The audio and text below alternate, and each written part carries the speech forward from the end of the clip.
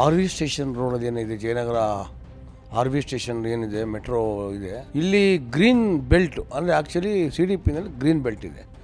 So ಆ ಪಾರ್ಕನ್ನು ನೀವು ಹೋಟೆಲ್ಗೆ ಕೊಡೋದು ಅದು ಅಕ್ಷಮ್ಯ ಅಪರಾಧ. ಅದು 1,00,000 ಜನ ಪ್ರಯಾಣ ಮಾಡ್ತಾರೆ ಎಲ್ಲಿಗೆ, ಎಲೆಕ್ಟ್ರಾನಿಕ್ ಸಿಟಿಗೆ. ಎಲ್ಲಿಂದ ಆರ್ ವಿ ರೋಡ್ ಸ್ಟೇಷನಿಂದ ಅಲ್ಲಿಗೆ 1,00,000 ಜನ ಬರ್ತಾರೆ, ಅಲ್ಲಿಂದ ಬಂದು ಇಳಿತಾರೆ, ಅಲ್ಲಿಂದ ಹೋಗ್ತಾರೆ. 1,00,000 ಜನ ಈವನ್ ಟುಡೇ. ಸೊ ಈ ಜಾಗದಲ್ಲಿ ನೀವು ಪಾರ್ಕಿಂಗ್ಗೆ ನೀವು ಅವಕಾಶ ಮಾಡ್ತಾರೆ, ತೊಗೊಂಡೋಗಿ ಹೋಟೆಲ್ಗೆ ಅವಕಾಶ ಕೊಟ್ಟು ಸುಮಾರು 6,900 ಅಡಿ ಸ್ಕ್ವೇರ್ ಫೀಟು 12 ವರ್ಷಕ್ಕೆ ತಾವು ಕೊಟ್ಟಿರೋದು. ಬರೀ 54 ಲಕ್ಷ ರೂಪಾಯಿಗೆ ಸುಮಾರು 70 ಕೋಟಿ ರೂಪಾಯಿ ಪ್ರಾಪರ್ಟಿನ ನೀವು 12 ವರ್ಷಕ್ಕೆ ನೀವು ಬಾಡಿಗೆಗೆ ಅಂತ ಕೊಡ್ತು ಅಂತಂತಂದರೆ ಇದರಿಂದ ಯಾರಿದ್ದಾರೆ, ಏನು ಷಡ್ಯಂತ್ರ ಇದೆ, ಅಧಿಕಾರಿಗಳು ಇದ್ರ ಬಗ್ಗೆ ಎಷ್ಟು ದುಡ್ಡು ತಿಂದಿದ್ದಾರೆ.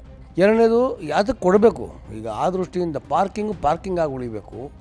ಮತ್ತು ಯಾವುದೇ ಒಂದು ನಿಲ್ದಾಣದ ಆಚೆ ಕಡೆ ಒಂದು ವಾಶ್ರೂಮ್ ಇಲ್ಲ. ಯಾರು ಮಹಿಳೆಯರಾಗಲಿ, ಗರ್ಭಿಣಿ ಸ್ತ್ರೀಯರಾಗಲಿ ಇದು ಆಚೆ ಬಂದಾಗ ಇಲ್ಲಿ ಒಳಗಡೆ ಹೋಗ್ಬೇಕಾದ್ರೆ ಏನಾರು ಮಾಡಬೇಕು ಅಂತಂದರೆ ಒಂದು ಮಹಿಳಾ ಒಂದು ಸೃಷ್ಟಿದ ಒಂದು ಸಣ್ಣ ಪುಟ್ಟ ಒಂದು ಮೆಡಿಕಲ್ ಚೆಕ್ ಮಾಡೋದಕ್ಕೆ ಒಂದು ಅವಕಾಶ ಕಲ್ಪಿಸ್ಕೊಟ್ಟಿದ್ದೀರಾ? ಇಲ್ಲ. 100 ಜನ ಆಟೋ ಡ್ರೈವರ್ಗಳು ಇರ್ತಾರೆ, ಅವ್ರಿಗೆ ಏನಾರು ಒಂದು ವಾಶ್ರೂಮ್ ಒಂದು ಟಾಯ್ಲೆಟ್ ಮಾಡಿಸಿದ್ದೀರಾ?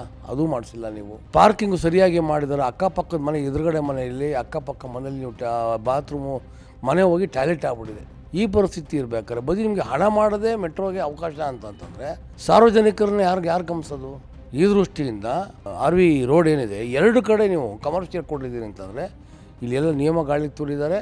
ಎಲ್ಲೋ ಒಂದು ಕಡೆ ಹಣದ ಬಗ್ಗೆ ವಾಸನೆ ಬರ್ತೀವಿ, ಸಾರ್ವಜನಿಕರು ಹೇಳ್ತಾ ಇದ್ದಾರೆ.